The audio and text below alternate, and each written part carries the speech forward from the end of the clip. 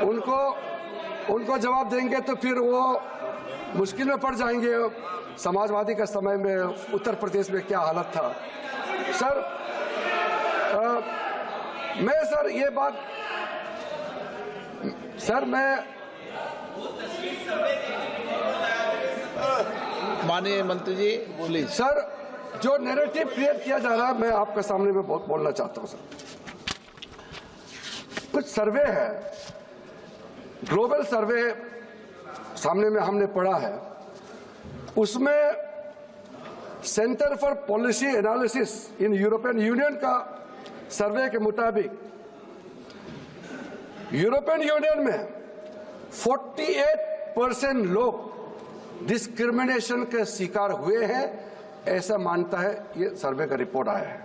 उसमें से ज्यादातर मुसलमान धर्म को मानने वाला, इस्लाम धर्म को मानने वाला का रिपोर्ट है।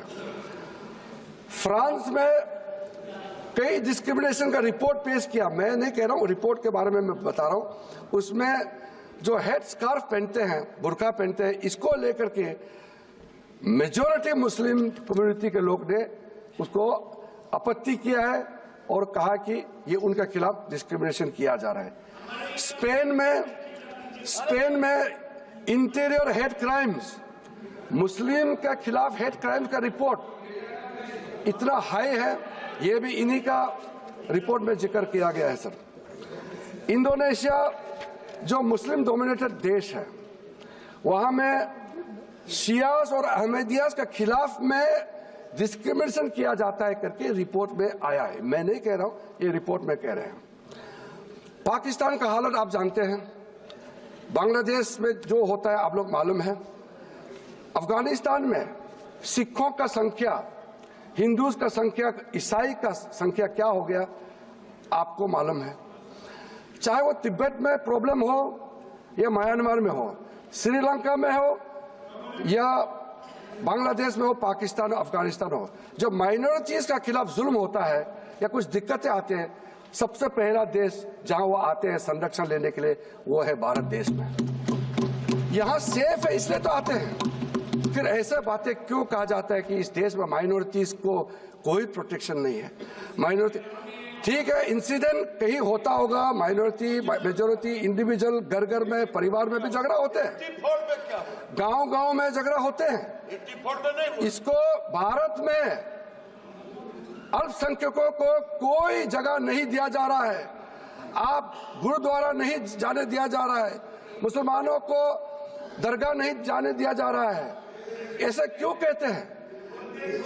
इसलिए मैं कह रहा हूं कि ऐसा बातें नहीं करना चाहिए जिससे देश का छवि को नुकसान होता है। ये मैं किसी एक पार्टी के लिए नहीं कह रहा हूं, मैं देश के लिए कह रहा हूं। मैं जब बाबा साहब अंबेडकर को कोट करता हूं तो मैं ये मानता हूं कि ये मैं एक अधिकार के रूप में कोट नहीं कर रहा हूं, मैं दायित्व के हिसाब से मैं बोल रहा हूं। क्योंकि अगर बाबा साहब अंबेडकर का वो स्पिरिट संविधान में नहीं होते तो मैं भी आज इस महान सदन में कभी भी नहीं होते।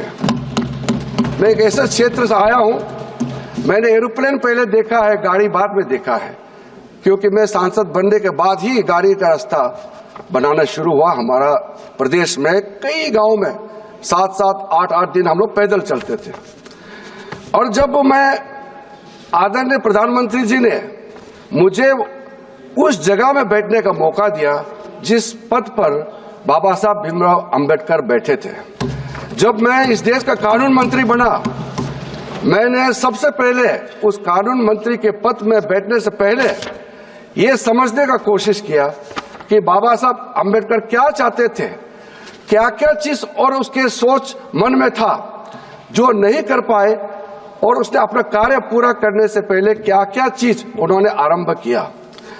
वो सुबह मैं कानून मंत्री के पद पर जाने से पहले सबसे पहले मेरा मन में यह आया कि बाबा साहब भीमराव अंबेडकर इस देश का पहला कानून मंत्री तो बना, लेकिन उन्होंने इस्तीफा क्यों दिया, इसका चर्चा लोगों के सामने में अक्सर नहीं होते हैं।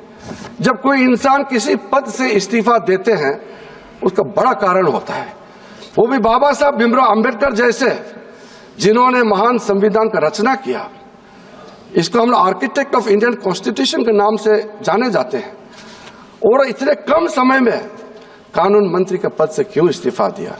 तो मैंने ढूंढ करके वो पत्र जो बाबा साहब भीमराव अंबेडकर ने पंडित नेहरू जी को लिखा, जो प्रधानमंत्री थे, उस पत्र को मैंने पढ़ा है। अब मैं पत्र को, लंबा पत्र है, पूरा जिक्र नहीं करना चाहूंगा, और उसके पत्र में 1 पॉइंट से 2 पॉइंट से वो भी मैं कुछ देर में मैं जिक्र करूंगा। अभी मैं सबसे पहले इस बात से मैं शुरू करूंगा कि आप हो या हम सब फक्र महसूस करते हैं इस देश का नागरिक होने का, क्योंकि हमारा देश का संविधान दुनिया का सबसे बड़ा संविधान ही नहीं, दुनिया का सबसे खूबसूरत संविधान भी है।